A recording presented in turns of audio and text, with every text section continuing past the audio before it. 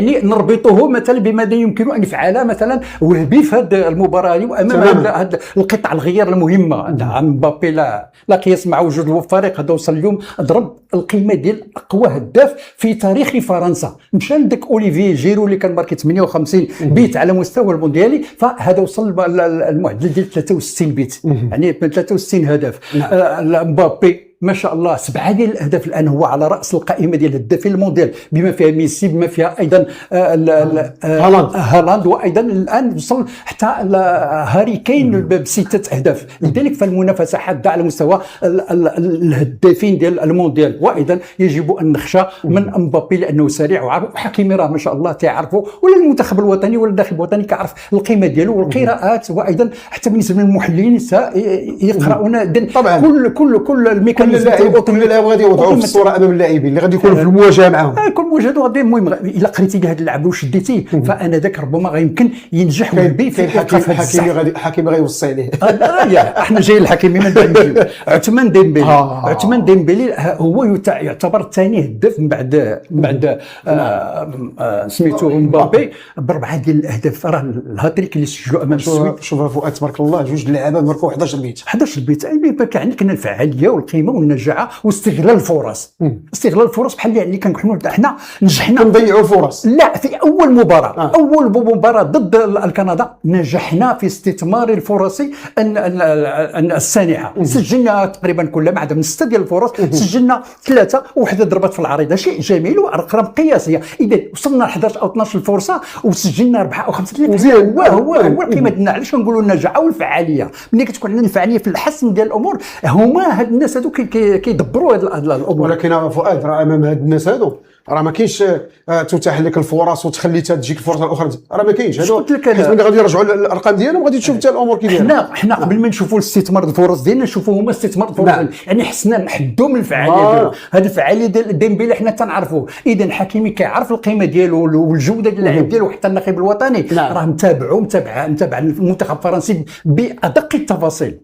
ديمبيلي كيبقى لاعب معروف مهاري، لكن لا في الاسلوب ديالو الاداء ديالو في باريس سان جيرمان ولا في المنتخب الفرنسي هو نفسه. هذاك الجهه اليمنى ما كيتغيرش، ثابت في الاداء ديالو ولا ثابت في التمريرات ديالو، في التسديد، في كل شيء، في السرعه. نعم، السرعه وايضا تنفيذ الاهداف. بالنسبه برادلي باركولا هذا واخا يمكن تلعب 3 ديال المباريات من 5، لانه كان يتناوب مع ديزيري دوي، حنا غادي نجيو عليه. هذا سجل 2 ديال الاهداف، يعني يلي الحصه او الحصيله ديال هذا واحد من اجود المهاريين. عنده ما شاء الله وليد السرعه الفائقه، عنده الدريبلاج، عنده المهارات الفنيه، وعنده حسن الاختراق. واليوم هو الان مطلوب من انديه انجليزيه، اعتقد ارسنال ولا مانشستر سيتي اللي مطلوب فيها برادلي باركولا، لانه يعتبر سريع. وهذا هو اللي غيكون في الرواق ديال حكيم باركولا لانه في الجهه اليسرى لانه هو غيكون مع حكيمي. ديزيري دوي هذا تعتبر ايضا هو، وان كان لم يلعب المباريات كامله الا من 2 مباريات رسميه و3 المباريات هادشي في هذا المونديال، كيدخل في التفاصيل ديال الشوط الثاني. ولكن تعتبر ايضا عنصر محوري في الخط الهجومي. جلول زيد عليهم هاد الوجوه اللي كتسجل المخ ديالها والركيزه الاساسيه ديال اللي كيعطي الاسيست واللي كيعطي مثلا التمريرات الحاسيه هو مايكل اوليسي. 5 التمريرات الحاسمه في كل مباراه. يعني كل مباراه الا اما يعطي 2 او يعطيك تمريره حاسمه، وكل هاد اللاعبين هذو عطاهم تمريرات حاسمه. بمعنى انه الناخب الوطني عليه ان يحترس من هذا المخ هذا، لان الاداره ديال الخط الهجومي اللي فيها الثلاثي المرعب شكون اللي كيوصل لهم الكره؟ اذا هاد اوليسي كيساعد الباركولا. هذا هو العلبه السوداء ديالو. العلبه السوداء ولكن كتاب مفتوح. المهم حنا غادي العلبه السوداء لان غادي نشوفوا معها. علاش العلبه السوداء؟ لانه غني ب5 ديال التمريرات. الوغ ملي كتعطي 5 تمريرات حاسمه راه حنا غنجيو للتمريرات الحاسمه. لي باس ديزيف شحال سجل المنتخب شكون هو رجل.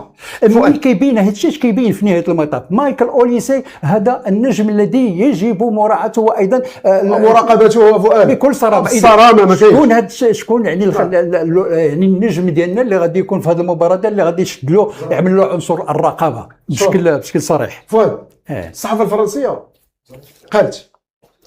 قالت بانه المنتخب المغربي تيلعب بلاعبين من اوروبا دابا العكس في شكل هنا. هذا تيبان لي افريقيا هي اللي كاينه دابا هنا.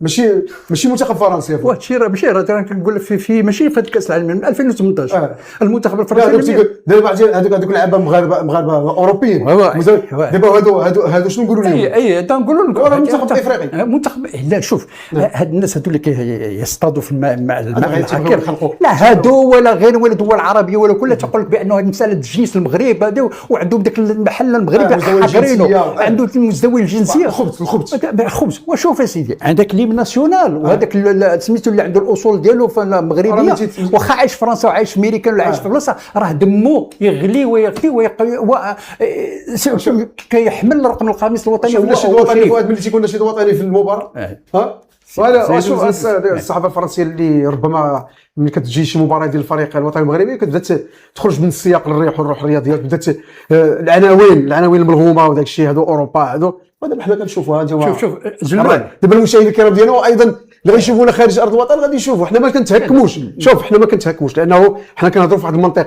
الصحافه الفرنسيه قالت واحد الهضره حنا جاوبناها، لا غير الجواب ها هو في ارض الواقع.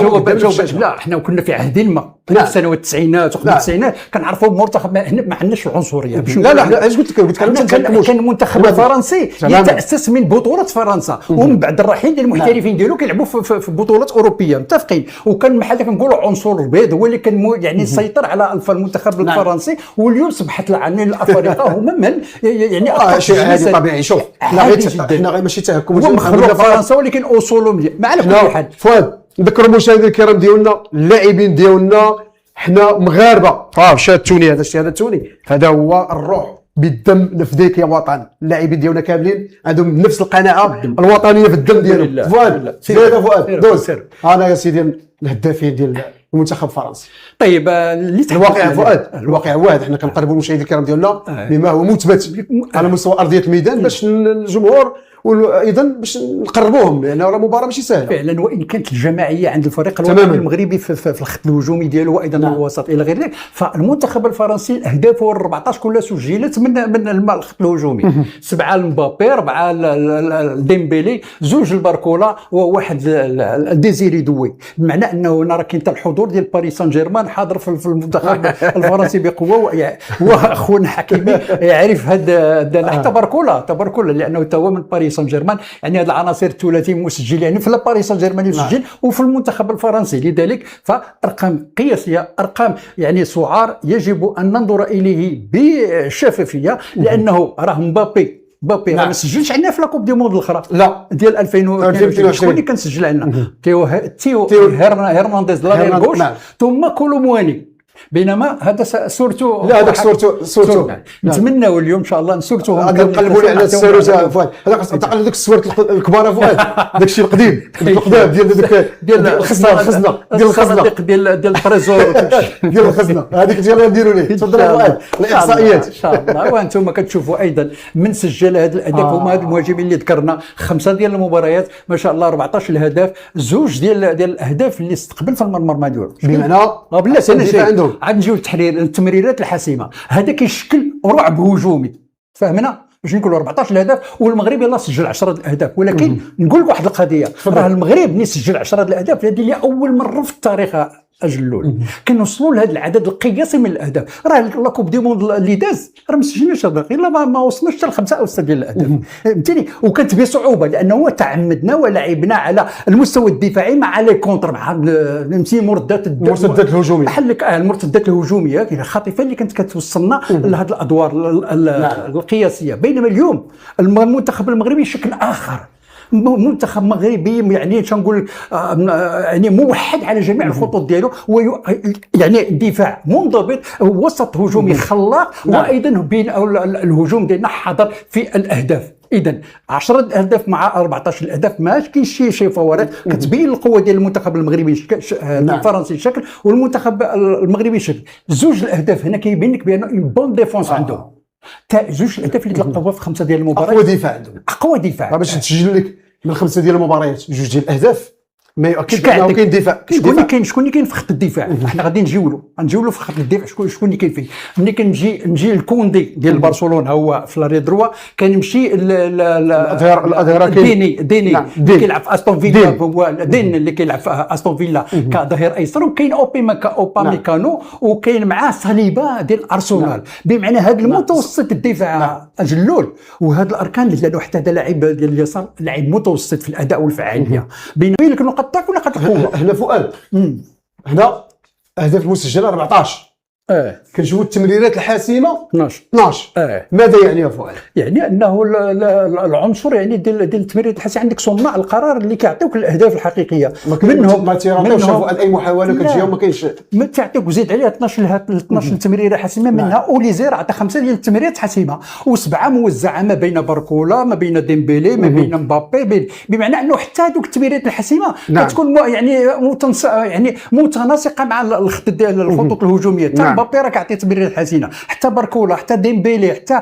اوليزي. اذا هذه كلها اشكال كتبين لك بانه الوسط الميدان من اوليزي للخط الامامي هو من يبني ومن يسجل ومن يبني الهجمه. هذاك الشيء. لذلك هنا كنقراو القراءات الرقميه والقراءات حتى الموضوعيه، شكون يسجل وشكون يوصل ومن اين تاتي هذه العمليات هذه. لذلك جلول فالارقام هنا تغني عن السؤال، وحنا ان شاء الله الناخب الوطني هو راه كيقرا هذه العمليه هذه كما نقرا، ولكن هو تحليل على مستوى هو كيدخل بفيديوهات في المباريات التحليل التقني والتكتيكي. وثاني حاجه راه غادي يشوف المباراه المرجعيه ديال المنتخب شكون هما يعني المباريات والمعايير اللي كيدخل بها والركائز اللي كيدخل بها، كيفاش كيغير وكيفاش كيبدل، شنو هما مثلا ليكيب تيغير جوج لاعبين تنظن له في المنتخب الفرنسي ما غيرش بزاف يعني.